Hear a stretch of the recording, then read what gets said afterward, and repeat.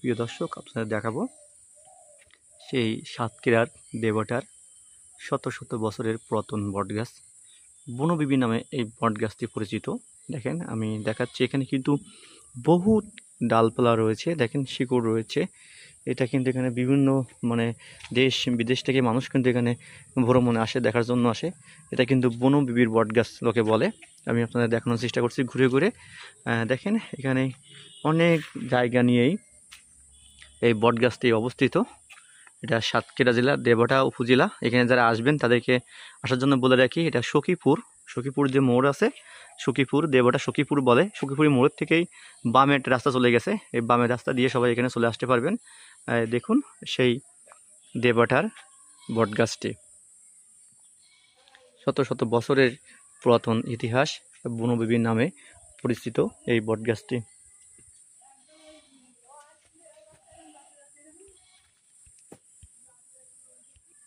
আপনাদের দেখাচ্ছি সাইটের যে দৃশ্য রয়েছে, দেখেন এইটা, এই ডালপালা কত দূরে গেছে, দেখেন এর কত দূর লম্বা হয়েছে। আমি আপনাদের সাইড থেকে দেখাচ্ছি।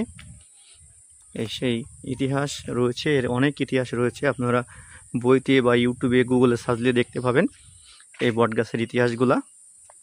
দেখেন, এই সেই বনবিবির বটগাছ দেবাটার কত বড় জায়গা নিয়ে, দেখেন এটা অনেক একটর জায়গা নিয়েই কিন্তু অবস্থিত হয়েছে।